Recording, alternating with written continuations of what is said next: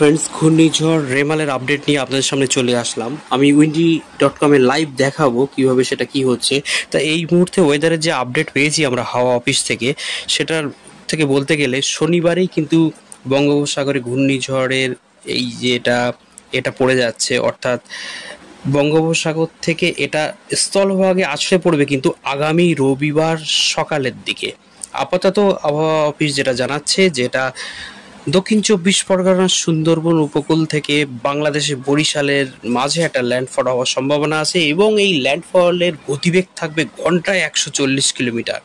এবং এই ঘূর্ণিঝড়ের প্রভাবটা দক্ষিণের একটা দুর্যোগ একটা তৈরি হবে। শুধু সেটা নয়, জেলায় জেলায় কিন্তু ঝড় বৃষ্টির সতর্কতা অলরেডি এসে গেছে। আর তাছাড়া এটা কিন্তু কলকাতাতেও এর একটা দুর্যোগ দেখা যাবে।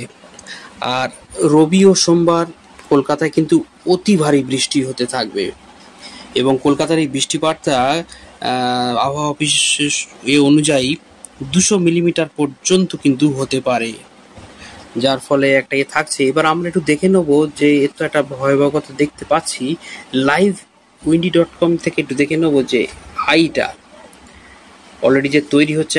একটু একটু একটু ফলো করুন, দেখুন। আমি লাইভ ফ্রাইডে পার হয়ে গেল, যেই এটা স্যাটারডে অর্থাৎ শনিবারে এসে যাচ্ছে, তখনই কিন্তু আমরা দেখতে পাচ্ছি এটা আস্তে আস্তে স্থলভাগের দিকে এসে যাচ্ছে শনিবারে। কিন্তু এই জায়গাটা যদি মার্ক করি তাহলে দেখতে পাবেন আপনারা।